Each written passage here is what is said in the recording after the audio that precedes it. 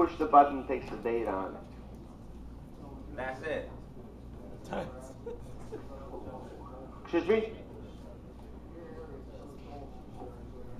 Yeah, that particular, I mean, I put some shade in here because I stuck myself up here, but you can see it's, the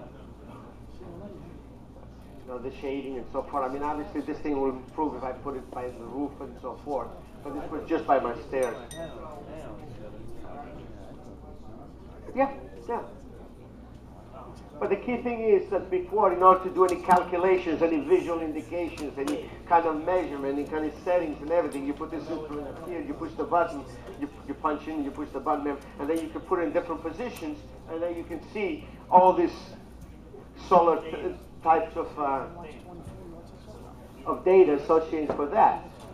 It calculates all your magnetic declination and everything. And since it has the actually setting of the actually compass to orient it to the location you oriented, also the tilt angle in order to be able to level, it calculates all this magnetic declination in here, the tilt angle, and all this numbers for you. It gives you how much you're going to get. That's all the radiation up here. And it gives you the range of it. Now you do it in very many areas up there, so now you get a better indication of how your module should be oriented.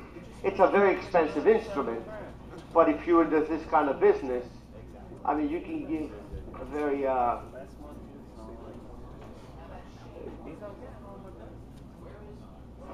well, obviously one of the shading was me, and then the trees. Actually, this one is really not much shading in here. It's pretty open up here. The most shade is me sticking up my body up there in the front of it. And just a little bit of shading in here.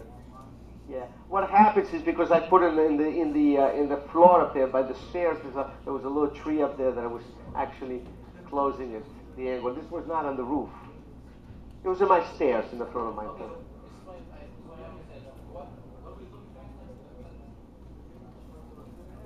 Over the period, there's no front door. Now listen to me, listen. You don't understand. Hold it. Let me just explain. I took the solar pathfinder, I put in the steps of my house, and I oriented south, and I let the sun shine right up there. So what happens is a little tree in here that gave me the shade, and I positioned myself on the opposite side to look at it, to push the button so I can stick myself up there to do that.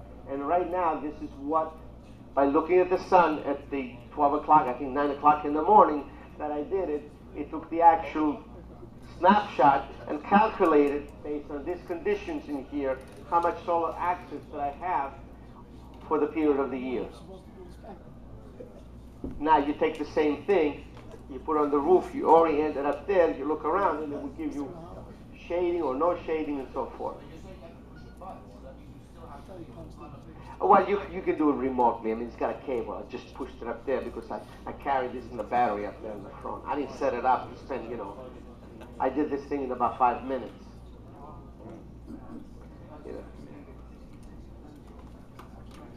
Yeah, between May and October, yeah. And you can see that actually between November and April, because a lot of people think that you're going to get the maximum amount of this during the summer times, but that's not really the truth. Even the book says that it's not. You're going to get it usually because the months of between the springtime. A lot of people think that you're going to get the maximum between July, for example. Yes. That's why you oriented whatever you're going to put the modules. Yeah. The idea is, well, depending on the area of the roof that you're going to put, Listen, if I go up there, I take 10 of them, because if I decide to put this area up there, I would take one there, one there, one there, one there. Yeah, you can get 2 different readings, yeah. No, I think you can go to a website that you can also do these things. Yes. I think so. I'm not so sure, though. I'm not so sure about that. Those were the months, June, July, August, September, October. At the time, this one dictates the time, so that's me here. Mine was around 9 o'clock in the morning, I think. That's around here, yeah.